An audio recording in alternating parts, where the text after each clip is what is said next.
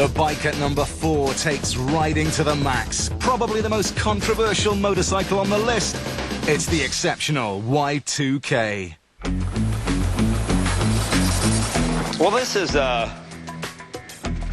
really a stupid motorcycle. The Y2K's got as much relevance to motorcycling as a fish. This is the Y2K turbine superbike. It's powered by a Rolls-Royce gas turbine engine, producing over 320 horsepower. The bike weighs essentially 500 pounds, dry. It will hold 8 U.S. gallons of diesel, kerosene, Jet A. Quite literally anything that'll burn, this motorcycle will run on it. Its incredible jet engine is taken straight out of a helicopter and means the Y2K can travel at 250 miles an hour. This was meant to lift a Bell Ranger helicopter with 6 guys in it and full of equipment. You know, what does that weigh? 5,000 pounds? This is 450 pounds, so power to weight ratio. Do the math! Jay's owned a bike almost 4 years now, and he's quite literally our test pilot.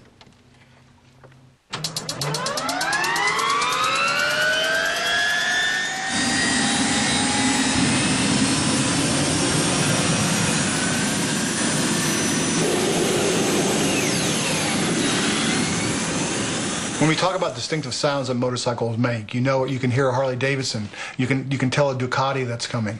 But the Y2K makes a sound signature unlike anything else on wheels. Well, it's a great fun to ride. It's a bit like flying a jet plane, but on land. I mean, you open the throttle and you hear, and then you feel this tremendous fire as the turbine, and it's like, it's frightening to drive, but then again, it's sort of exhilarating. You just kind of go, oh, I'm still alive. Why would you put a jet helicopter engine in a motorcycle frame and try to pilot it down the street? And the answer is, because we can. At 250 miles an hour, the Y2K holds the Guinness World Record as the fastest production bike ever made. It's also the most expensive. Well, the motorcycle's at $185,000 on for the faint of heart, but obviously you have to be able to stroke the check to have this kind of a sensation in your life. And like I said, if you could bottle and sell, it'd be the most addictive drug in the world. And this is the kind of drug I want to be addicted to. I'll show you something cool on this. Look at the rear tail light. I was sitting at a traffic light one day, and there was a Nissan Infiniti, you know. And I could see the guy easing up to look at the bike, and I kept trying to go forward, and he kept easing up, and I realized I couldn't go anymore. I'd be in traffic. And you've got 1,200 degrees coming out of this exhaust. And I look back, and I see his front bumper start to go, because it's plastic. It just smells like this, you know. So I'm like, oh, gee, it's like, might pull away. I don't think he probably noticed till he got home. It might do 250 miles an hour, but what's the point of doing 250 miles an hour if you can't really go around corners? It's not a complete motorcycle. It's a kind of a bit of a gimmick, I suppose. Gimmick or not, the greatest ever is about to find out.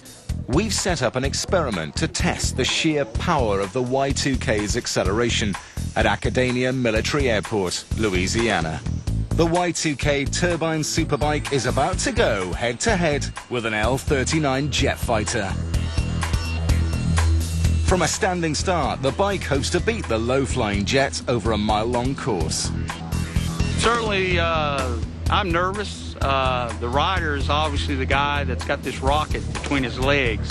We've got a special stunt rider here, and James Kane has agreed to ride the bike. I'm confident that we've got the horsepower and the torque to get the job done. As the plane makes its final descent, Ted gives the stunt rider some last-minute instructions.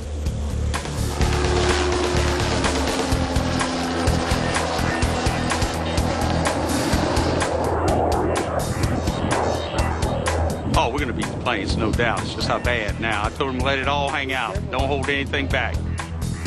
The jet is flying at 170 miles an hour. The bike will go when the plane is just 50 meters behind it.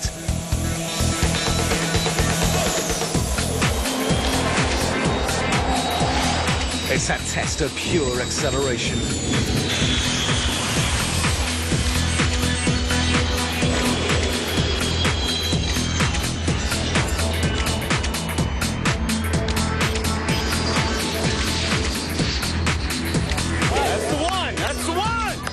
It looks like it's a close finish, so Ted has to wait for the official result. The back one, the back one.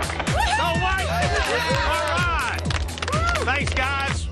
The Y2K accelerated to an incredible 217 miles per hour in 14 seconds and beat the Jet by just 2 bike lengths.